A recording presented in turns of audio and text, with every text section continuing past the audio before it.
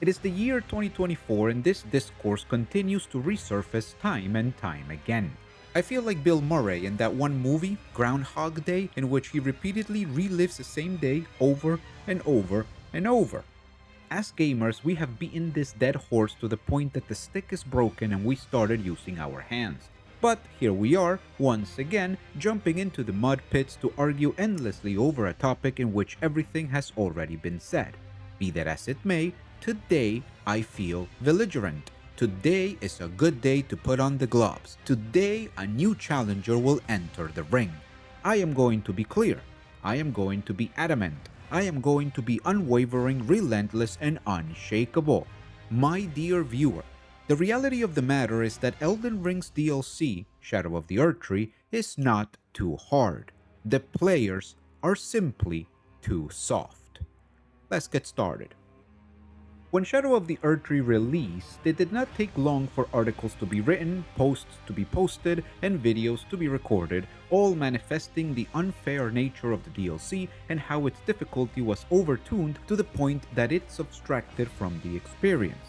In essence, the argument was that the game had become so difficult that it was no longer fun. In their argumentation, there were mentions of enemies having too much HP, dealing too much damage, moving too fast, and having never-ending combos that would be infinitely repeated. This generated a sense of frustration with the game because there was a sector of the player base that was incapable of overcoming its challenges. To me, this was tremendously confusing. I was not having this experience. I did not find these insurmountable situations, and I did not fight these enemies that would one-shot me. I got to the point that I felt that I was playing a completely different game. The reality turned out to be that I was playing the same game. I was just playing it differently. And here lies the main issue. With the passage of time, gamers have changed. Or, at least, the new generation of gamers have grown to be very different to how I grew up. In the present, gamers believe that it is a God-given right to reach the end of the game, that defeating the final boss is an inevitable conclusion that will simply happen because it has to. They have the expectation that no matter what they do, something will carry them to the climax of the story. As a result, they have grown soft, cowering at the minimal sign of hardship. Instead of searching for answers within their own skill set, they demand that the game cater to their shortcomings. The truth is that we play video games. There will be challenges, difficulties, and obstacles to overcome. These are not movies or books. We are not just here for the ride to see how the story unfolds. We are here to play. We are here to leave a mark. That is precisely the reason why reaching the end of the game is called beating it. Because we defeated the enemy. We destroyed the obstacle. We overcame the challenge. And if we are unable to do this, then we lose. And this is where the complaining comes from. Losing fucking sucks. It feels horrible and no one likes to lose. But losing comes with playing, and the difference is how each player approaches losing. And still, after all of this is said, I do not blame them. For years now, AAA gaming has developed into a hand-holding, assisted operation in which there are no consequences. From the yellow paint that tells you where to go, all the way to in-game characters telling you how to solve puzzles if you take more than 30 seconds to do it by yourself. Gamers have been trained to not think. They have been trained to play video games by following a checklist of things to do and to walk towards an arrow on the map. There is no need to listen to dialogue, there is no need to read journal entries, there is no need to pay attention. The video game will highlight the boss's weak point and the video game will carry you to the next objective. It is no surprise that when a video game that does not do any of these things appear, when a video game forces players to actually think and learn is created, it is deemed to be too hard. Let's be honest, cutting your own steak is very difficult when you're used to being spoon-fed. This is a problem that, whether we like it or not, is real, and the only solution to it is to understand our weaknesses and make efforts to overcome them. Otherwise, we will continue to demand easier games, and developers looking to take our money will make them. Unfortunately, this will result in bad games, and we already have plenty of those. I am sure that some viewers disagree with my point of view. Hell, I am sure that there are those who are insulting me under their breath, calling me elitist or gatekeeper. It is okay, I am opening myself to this type of criticism after all. Nevertheless, I firmly believe what I am saying. The difficulty of Shadow of the Erdtree is quite balanced. We just need to actually make an effort. There is really only one thing that we need to do in order to make Shadow of the Erdtree's difficulty more manageable. Quite honestly, all we need to focus on is using all of the tools that the game provides us. I am serious. Elden Ring and its DLC expansion are actually very balanced games. All you have to do is use the options that the game gives you. Let's break these down. For starters, we have the basic tried and true trifecta of dodge, block, and parry. This has existed since Demon's Souls, and it is the cornerstone of the Souls combat system. No matter what happens, in every single circumstance, we will always have these three options: dodge, block, and parry. Some attacks it is better to dodge, others it is better to block, and finally, a few attacks it is better to parry. You can beat the whole game with these three things. You learn what to do against every attack of each enemy. You figure out what is most comfortable for you and what gives you the better advantage. You learn to dodge, you learn to block, you learn to parry. After that, it is a matter of execution, practice, and perseverance. Anyone can beat the game by simply dodging, blocking, and parrying. On top of this, we have specific mechanics in Elden Ring that make things even easier. We have jumping and stance breaking.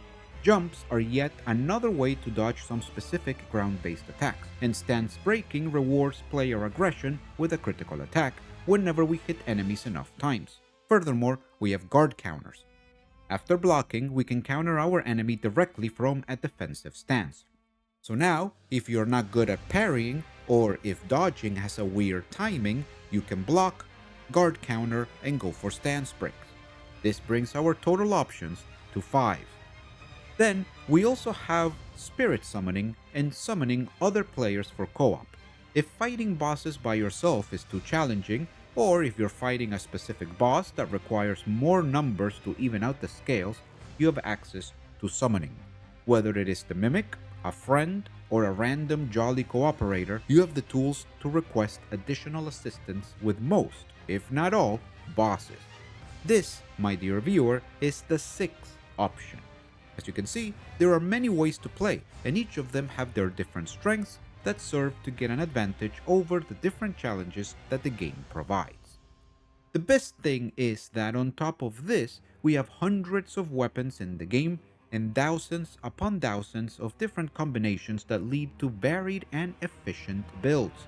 If we take all of these into consideration, then congratulations, my dear viewer, you have just discovered the endless options of Elden Ring.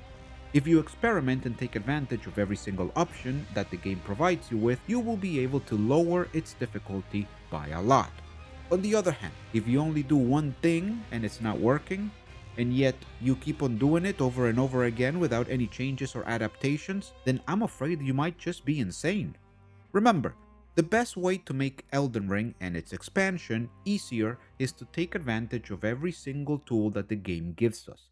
After that, it is all a matter of trial and error, experimentation, and of course, perseverance. One more note. When you are learning bosses, the best thing that you can do is die. Believe it or not, dying is not a bad thing. It is actually a magnificent option so long as you learn from it. If you died because you dodged an attack to the right, but learned that now you have to dodge it to the left, then it was a good death. Eventually, little by little, you will learn enough aspects of the boss fight through these useful deaths, and soon enough, you will beat it. Again, it is not hard. You just need to use all of your options. So now I am sure that there is a group of viewers who are asking, if you don't think the Shadow of the Erdtree is too hard, if you don't think that Promised Radahn is too hard, then what is truly hard? This is a good question, and I think that the answer is clear. There are certain situations and certain video games that can be definitely considered to be too hard.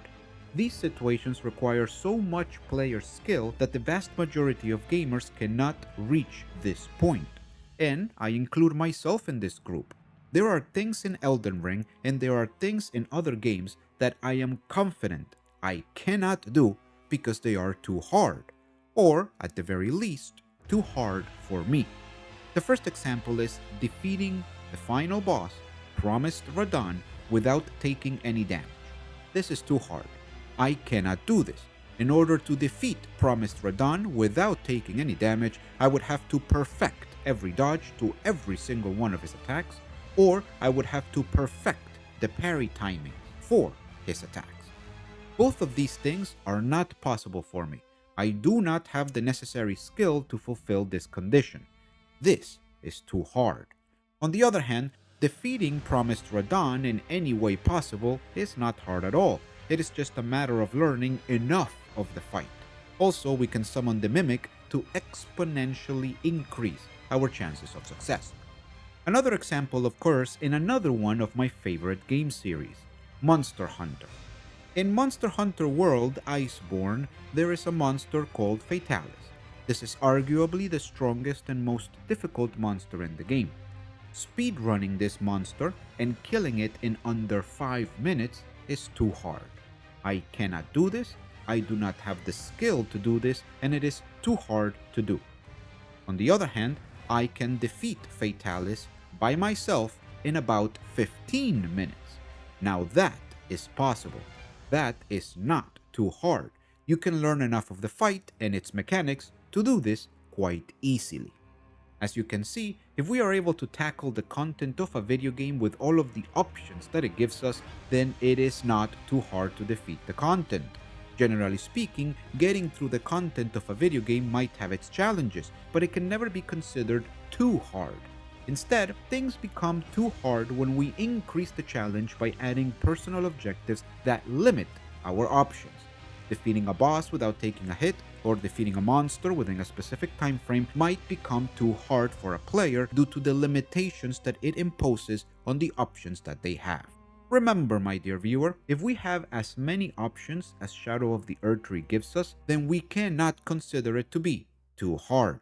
With enough experimentation and perseverance, anyone can beat it. I am not very good at the game, but I am able to maximize my chances of success through strategy and learning. At the end of the day, you only lose if you give up. Throughout this video, you have been watching me getting my ass kicked by Vale. Rest assured that I do defeat him in the end, but this footage is important because it shows my early attempts at the fight. You can see my mistakes, you can see my adaptation, you can also see that I died plenty of times. Nevertheless, I continued to push forward, each death providing a bit more experience. In the end, I was able to learn how to dodge the difficult attacks and, most importantly, how to punish most of his moves. It was a good challenge. Not once did I think to myself that the fight was too difficult. I saw that I was doing decent damage, so I knew that I could learn the boss and be successful. I did not make excuses, I accepted every death and tried to get something out of each and every time I lost. Furthermore, I did it without using spirit summons, which means that this boss fight could have been made easier with the addition of the Mimic. Shadow of the Erdtree was never too hard. Most of the players that complained about this were simply not taking advantage of every tool and option that they were provided. Some of them went into the DLC with 500 HP, others decided not to use the Erdtree fragments to increase their character's power. If you are not taking advantage of every single ability and option that the game gives you, if you are not making an effort to learn and improve with every single death, if you are simply expecting the game to let you beat it without any kind of struggle, then I'm afraid that you, my dear viewer, have grown too soft. Thank you very much for your time, and I do hope I get to see you on the next one.